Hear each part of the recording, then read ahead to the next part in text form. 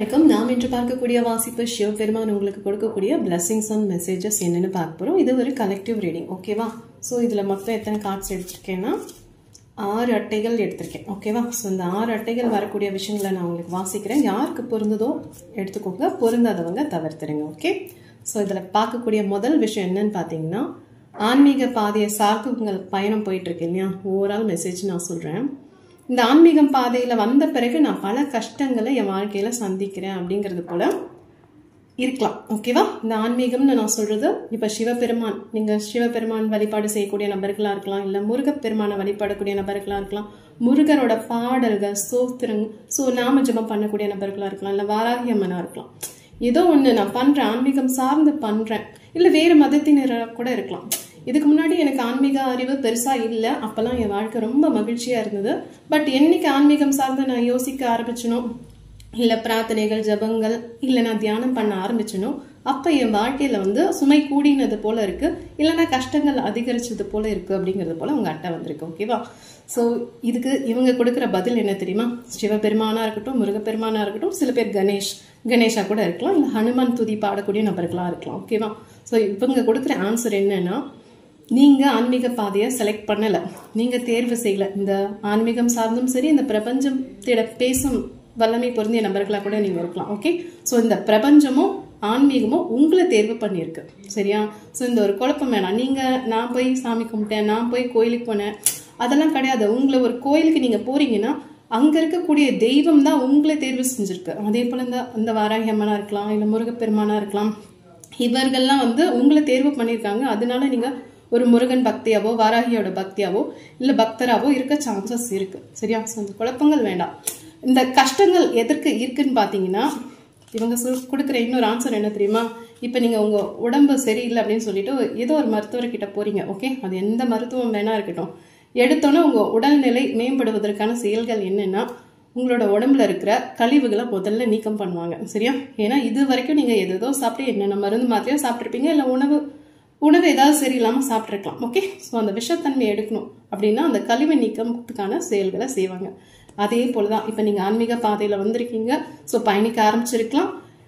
உங்களுக்கான கழிவு நீக்கம் தான் இந்த ஆன்மீகம் செஞ்சிட்டு இருக்கு. ஓகேவா? உங்களோட செயல்கள், உங்களோட கடந்த கால செயல்கள்ல இருந்து ஏதாவது வினைகள் இருக்கும் இல்லையா? அந்த வினைக்கான பயன்கள் சில பேருக்கு அது நன்மை தரக்கூடிய விஷயங்களா கூட இருக்கலாம். ஓகேவா? சில பேருக்கு அது ஒரு பாவ கர்மாவா இருக்கும், அதை கழிக்க நீங்க இப்ப சில பேர் கஷ்டப்பட்டு இருக்கலாம். இன்னும் சில பேருக்கு அது புண்ணிய கர்மாவா இருந்ததுன்னா அந்த பாவங்கள்லாம் போய் புண்ணியத்திற்கான என்னென்ன விஷயங்கள், நன்மை தரக்கூடிய விஷயங்கள் ஏதாவது இருந்ததுன்னா கண்டிப்பா அது நடக்கும். இந்த புண்ணியம்ங்கிறது திருமணம் சார்ந்த நல்ல வரன் உங்களுக்கு வரும், இல்லைன்னா வெளிநாடு வெளியூர் பயணம் இருக்கலாம். அதே போல நீங்க என்ன செய்யணும், உங்களோட இலக்கு, உங்களுக்கான வாழ்க்கையின் லட்சியம்னு சிலது இருக்கும்ல, அதற்கான ஒரு வழிகாட்டுதல் யாராவது அமைவாங்க. எஸ், அது போல பொருளாதாரம் சார்ந்து ஒரு வளம் கிடைக்க கூட சான்சஸ் இருக்கு. ஸோ எங்கேயுமே நம்ம கஷ்டப்படுறோம், இந்த பாடல் படிச்சனாலதான் இந்த கஷ்டம், இந்த சாமியை கும்பிட்டதுனாலதான் இந்த கஷ்டம் அப்படின்னு உங்க மனசு சொல்லிச்சுன்னா கிடையாது. அந்த தெய்வங்கள் தான் உங்களை தேர்வு செஞ்சிருக்கு. ஸோ உங்க கஷ்டங்கள் எல்லாம் குறைக்க தான் பாக்குறாங்க. அது இப்ப உங்களுக்கு பார்க்கும்போது ரொம்ப அதிகமா தெரியும், பட் அதெல்லாம் உண்மை கிடையாது. ஓகேவா? ஸோ நீங்க முடிஞ்ச அளவுக்கு தியானம் பண்ணீங்கன்னா இதற்கான விடை உங்களுக்கு தெரியும் அப்படிங்கிறது போல இருக்கு. அதே போல வந்திருக்கக்கூடிய அட்டை என்ன தெரியுமா? சில விஷயங்கள் நம்ம தவறா செஞ்சிருப்போம். சரியா? அந்த தவறுகளை திருத்தி கொள்ளக்கூடிய தருணம் இது. இப்ப நீங்க இந்த வாசிப்பை பாக்குறீங்கன்னா, உங்க செயலாலேயோ சொல்லாலேயோ ஏதாவது ஒரு கஷ்டத்தை யாருக்காவது கொடுத்துருக்கீங்க அப்படின்னா அது நீங்க மாத்திக்கிறதா தான் மாத்திக்கலாம், உங்களோட விருப்பம் தான். சரியா?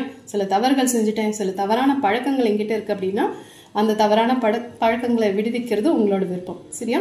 சோ பெரிதாக எதுவும் நீங்க இப்போதைக்கு தவறு செய்ய மாட்டீங்க, ஏன்னா நீங்க ஆன்மீக பாதையில போக ஆரம்பிச்சிட்டீங்க அப்படிங்கிறது போல உங்களோட கார்டு அட்டகாசமா வந்திருக்கு. சரியா?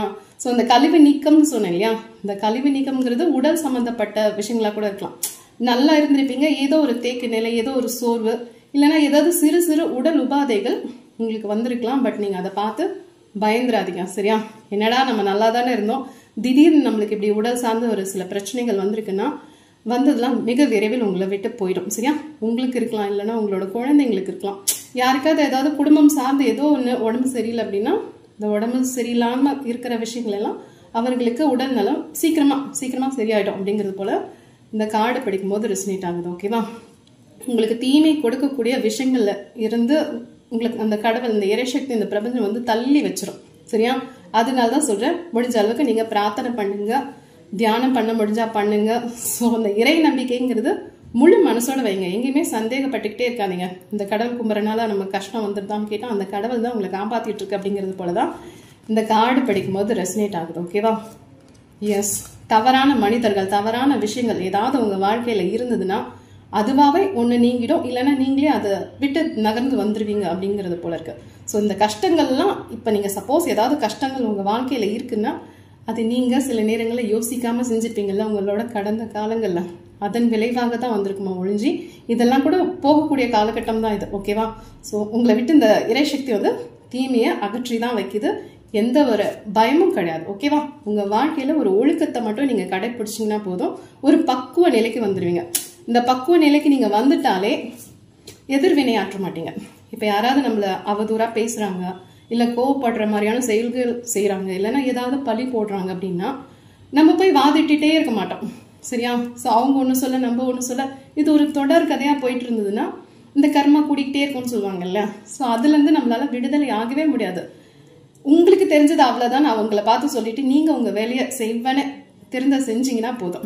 எஸ், செய்யற வேலையை சரியா செஞ்சீங்கன்னா, கவனத்தோட செஞ்சீங்கன்னா, எந்த வித குழப்பமும் இல்லாம ஒரு தெளிவோட செஞ்சீங்கன்னா, அதே போல தீமை தரக்கூடிய விஷயங்கள்ல இருந்து தவிர்த்து நிக்கிறது கடவுள் உங்களை அப்படிதான் வச்சிருக்காரு. நீங்க சப்போஸ் ஏதாவது மிஸ்டேக் பண்ணிட்டீங்க அப்படின்னா அதெல்லாம் திருத்தக்கூடிய காலகட்டம் தான் இது. ஓகேவா? ஸோ சிவன் கொடுக்குற விஷயங்கள் இவ்வளோ இருக்கு பாருங்க. உங்களோட த்ரோட் சக்ரா, உங்களோட தொண்டை சார்ந்த ஏதாவது பிரச்சனைகள் இருந்ததுன்னா அதெல்லாம் நீங்க உங்களை நீங்களே கிளென்ஸ் பண்ணிக்க முடியும். இதை நீங்க பார்த்துட்டு இருக்கீங்கன்னா சில பேர் ஹீலரா கூட இருக்கலாம், ரேக்கி தெரிஞ்ச நபர்களா இருக்கலாம். ஸோ உங்களால செல்ஃப் ஹீலிங் கொடுத்துக்க முடிஞ்சா கொடுத்துக்கோங்க, இல்லைன்னா யூடியூப் பார்த்து கத்துக்கோங்க. எது ஒண்ணுமே சுலபம் தான்.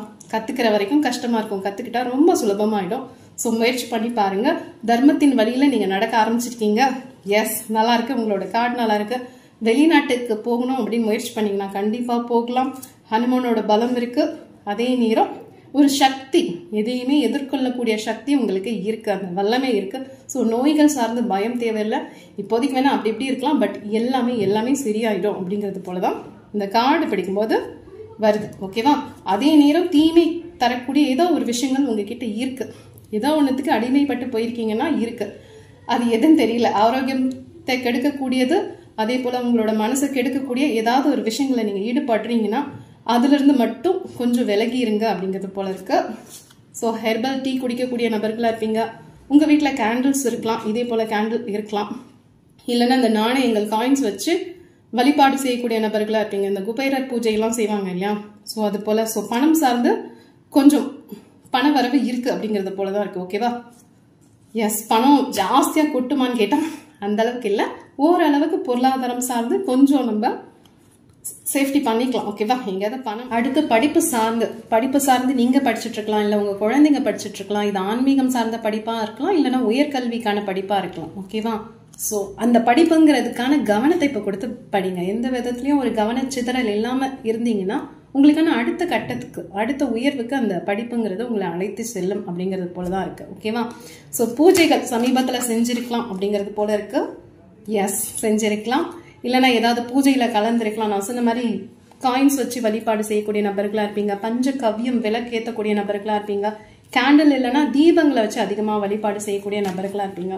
ஸோ வீட்டுல கமகமா அப்படின்னு இருக்கும், நல்லா இருக்கு.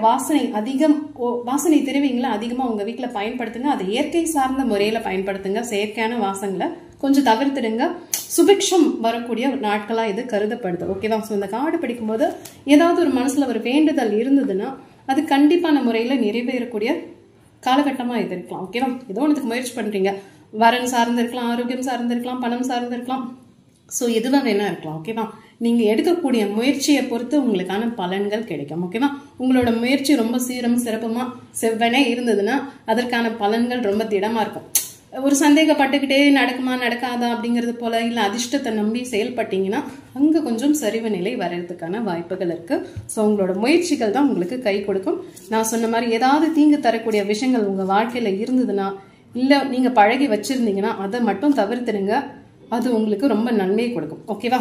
ஸோ இது யாருக்கு பொருந்ததுன்னு பார்த்துக்கோங்க. பொருந்துறவங்க எடுத்துக்கோங்க, பொருந்தாதவங்க தவிர்த்துருங்க. ஓகே, தேங்க்யூ, பாய்.